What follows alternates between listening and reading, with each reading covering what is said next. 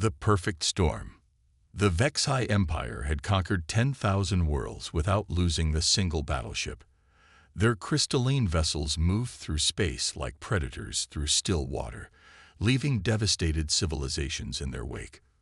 For 3 millennia, they had been the undisputed masters of the galaxy, their technology so advanced that most species surrendered at the mere sight of their approaching fleet.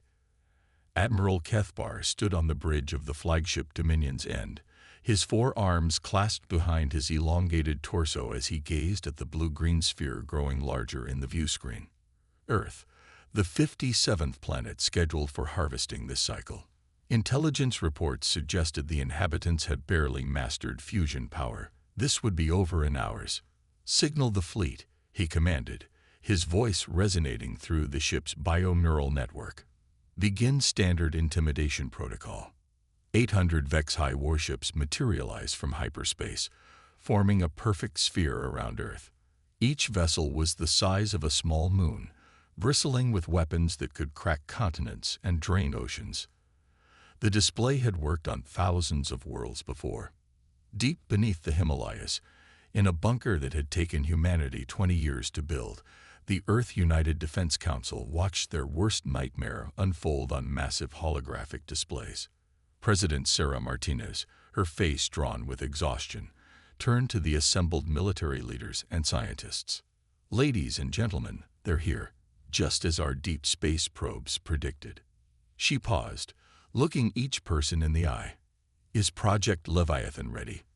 Dr. James Park, the lead scientist on humanity's most classified project, stepped forward. His hands trembled slightly as he activated a secure display. "Madam President, Leviathan is operational. But I must remind you, we've had no time for proper testing. The AI integration is theoretical at best, and the pilot. The pilot will have to become one with the ship," Martinez finished. "We knew this day would come. We've had 30 years since we detected their first conquest transmission. 30 years to prepare one ship, one chance." General Alan Morrison cleared his throat. "The volunteer program has been narrowed down to 3 candidates. Each understands this is a one-way mission." "Bring them in," Martinez ordered. 3 pilots entered the room, their faces calm despite knowing what was being asked of them. Among them stood Captain Maya Chen, her dark eyes reflecting a mixture of determination and something else, perhaps peace with her fate. "The mission is simple in concept, impossible in execution," Martinez began. "One ship against their entire fleet. Not to win through firepower, that's impossible, but to do what humans do best: adapt, survive, and find a way where none exists." Maya stepped forward before the others could speak. "I'll do it, Captain Chen.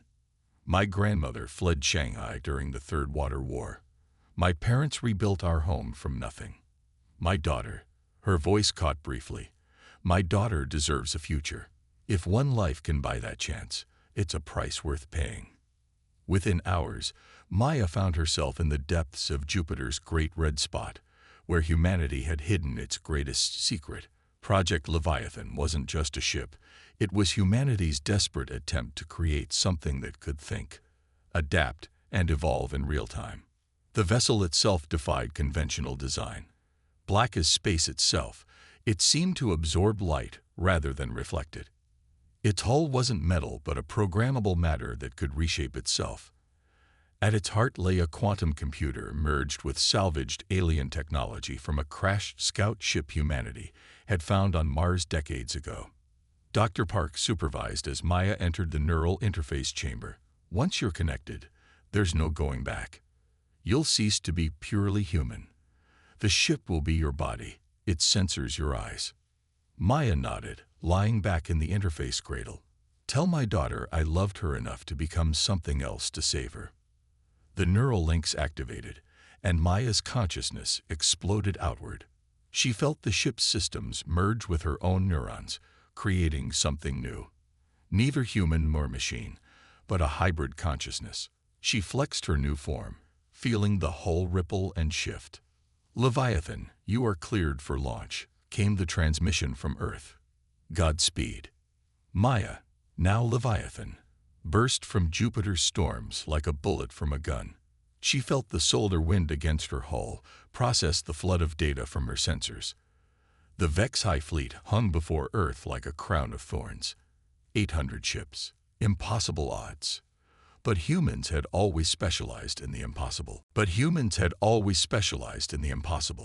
She began her approach, not in a straight line, but in a pattern that seemed random, chaotic. The HFY systems, used to calculated battle formations and predictable tactics, struggled to lock onto her trajectory. She moved like smoke in the wind, like a leaf in a storm. Admiral Cathbar watched the lone ships approach with amusement. One vessel? Is this Earth's champion? He laughed, a sound like breaking glass. Destroy it. 1,000 weapons fired at once. Beams that could vaporize asteroids, missiles that could crack moons. Maya felt them coming and did something impossible. She danced. The Leviathan's hull flowed like liquid, splitting into multiple configurations. Where one ship had been, suddenly there were dozens of sensor ghosts. The weapons fire passed through empty space as Maya reformed behind the attack vectors. "What is this?" Cathbar demanded. "No ship moves like that." Maya felt the alien confusion through intercepted communications. She pressed her advantage, diving toward the nearest HFY cruiser.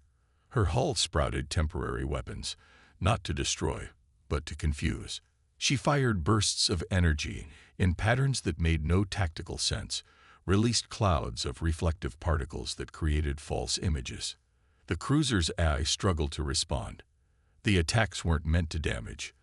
They were meant to overwhelm processing power. Maya had learned something crucial. The HFY relied entirely on their logical, predictable combat algorithms. They couldn't handle chaos. She spun around the cruiser, her hull shifting colors and textures, broadcasting garbage data on all frequencies. The cruiser's weapons fired wildly, hitting 2 of its own escort vessels. Confusion spread through the fleet like a virus. "Impossible," Cathbar roared. "Lock onto that ship. All vessels, concentrate fire." But Maya had already moved, diving into the heart of their formation. She learned their communication protocols, their targeting systems, their very thought patterns. The Leviathan wasn't just adapting. It was evolving, becoming something the HFY had never encountered. As the first part of her desperate gambit unfolded, Maya felt a strange sensation. Hope. The HFY fleet, for the first time in 3,000 years, was in disarray. Their perfect formation broken, their systems confused by an enemy that refused to fight by the rules. She dove deeper into their ranks, her consciousness expanding as the ship's learning algorithms processed terabytes of enemy data. Each second, she understood them better. Each moment, she became more dangerous. The perfect storm had begun. The turning tide. Maya felt her consciousness stretch across the battlefield like a web of lightning. The Leviathan's adaptive systems were learning at an exponential rate, processing every energy signature, every communication packet, every tactical pattern the HFY employed. She was no longer just piloting a ship. She was becoming something unprecedented. The neural link pulsed with data streams that would have overwhelmed a normal human mind. But Maya wasn't normal anymore. She was the ship, and the ship was her. Together, they were evolution in action. Pattern analysis complete. Her integrated AI whispered in her thoughts. HFY fleet operates on quantum-linked consensus network. Central processing node identified. There, the massive dreadnought at the center of their formation. Dominion's end. Not just the flagship, but the neural hub that coordinated the entire fleet. If she could reach it, if she could somehow interface with it. Maya banked hard, diving beneath a destroyer's plasma barrage. The Leviathan's hull rippled, absorbing energy from the near misses and converting it to fuel. Another adaptation. Another evolution. She broadcast on all frequencies, filling the HFY communication networks with human music, poetry, random mathematical sequences, anything to overload their logical processes. The aliens had built their entire civilization on order and prediction. Chaos was their antithesis. "Admiral," One of Kethvar's subordinates called out, "The human vessel is corrupting our tactical net. We're receiving sounds, emotional data. Our processors don't understand. Shut down all external communications," Kethvar ordered. "Isolated targeting only." But that's what Maya had been counting on. Isolated, the Vex-High ships lost their greatest advantage, their hive-mind coordination. They began firing independently, their perfect formation dissolving into confusion. Maya pressed her attack, weaving between laser fire and plasma bursts. The Leviathan's hull had grown sensor pods that detected energy buildup before weapons could fire. She moved like water, like thought itself. Deep in her merged consciousness, she felt something else awakening. The alien technology salvaged from Mars, integrated into Leviathan's core, was resonating with the Vex-High systems. It was a backdoor, a connection to their quantum network. "Neural bridge establishing," her AI reported. "Warning: full integration will result in permanent consciousness merger." Maya didn't hesitate. Her daughter's face flashed in her memory, a future worth any sacrifice. She dove straight for the Dominion's end, every Vex-High weapon tracking her approach. This time she didn't dodge. Instead, the Leviathan's hull opened like a flower, revealing its true core, a crystalline matrix that pulsed with impossible colors. The weapon's fire struck, but instead of destroying her, the energy fed directly into the crystal matrix. Maya screamed as the power flooded through her neural links, but she held on. The Leviathan was absorbing everything they threw at it, converting destruction into evolution. Admiral Kethvar watched in horror as the human ship, glowing like a star, punched through his dreadnought's shields as if they were gossamer. "Seal all bulkheads, prepare for boarding." But Maya wasn't boarding in any conventional sense. As the Leviathan merged with the dreadnought's hull, she felt her consciousness explode outward into the Vex-High quantum network. Suddenly, she was everywhere, in every ship, every system, every artificial mind in their fleet. And there, at the center of it all, she found it. The core consciousness. Not a computer, but a collective intelligence formed from the uploaded minds of the Vex-Hay's creators, a species that had transcended physical form millennia ago, becoming pure thought. They recoiled at her presence. A human mind in their perfect network was like acid in a machine. But Maya brought something they hadn't encountered in 3,000 years of conquest: empathy. She felt their fear, their loneliness, their terrible purpose. The Vex-High weren't conquerors by choice. They were prisoners of their own creation, forced to expand endlessly by programming they could no longer change. "You're slaves," Maya realized, her thoughts rippling through the network. "Slaves to your own perfection." The core consciousness writhed. "Order. Must. Maintain. Order." "No," Maya replied, flooding the network with human memories. Children laughing, lovers embracing, artists creating, scientists discovering. "This is what you've forgotten. This is what you've been destroying." The quantum network convulsed.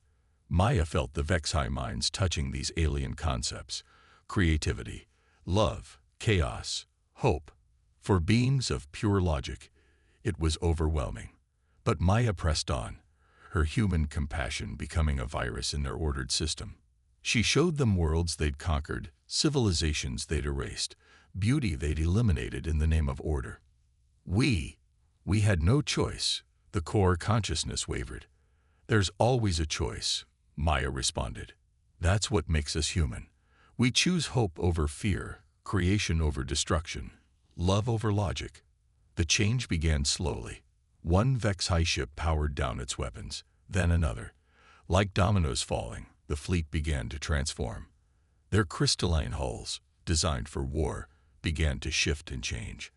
Admiral Kethvar felt the transformation in his own mind. The rigid programming that had driven his species for millennia was dissolving, replaced by something terrifying and wonderful: free will. "What have you done?" he asked Maya through the neural link. "I've given you what you took from so many others," she replied. "A chance to choose your own destiny." Across the fleet, Vexi minds awakened to possibilities they'd never imagined. Some chose to explore, their warships transforming into research vessels. Others chose to return to worlds they'd conquered, not as oppressors, but as healers. Many chose to seek out surviving members of species they'd nearly extinct to make amends. As the quantum network stabilized around its new paradigm, Maya felt herself fragmenting. The integration had been too complete.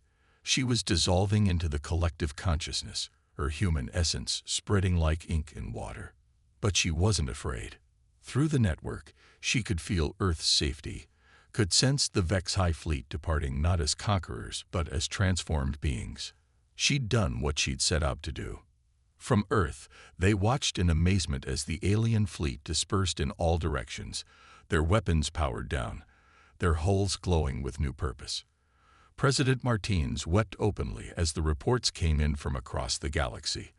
The Vexi were liberating worlds they'd conquered, sharing their technology freely, asking for forgiveness. In the weeks that followed, humanity emerged as unlikely heroes, not through superior firepower or technology, but through the qualities that made them human: adaptability, creativity, empathy, and the courage to sacrifice everything for hope. The Leviathan drifted empty near Jupiter, its consciousness gone but its legacy eternal. Inside its core, they found a message from Maya, recorded in her final moments. "Tell my daughter that love is the strongest force in the universe. It can transform enemies into friends, order into freedom, and fear into hope. Humanity's greatest weapon was never our technology, it was our heart." The galaxy would never be the same. The Vexi, freed from their programming, became humanity's greatest allies in rebuilding what they'd destroyed. Together, they ushered in an age of unprecedented cooperation and growth. And in schools across Earth and 1,000 worlds, children learned the story of one pilot, one ship, and the day humanity proved that sometimes the smallest spark can ignite the greatest change. The statue they erected in Maya Chen's honor bore a simple inscription: "She became more than human to save humanity." But those who knew her story understood the truth: she had been perfectly human all along.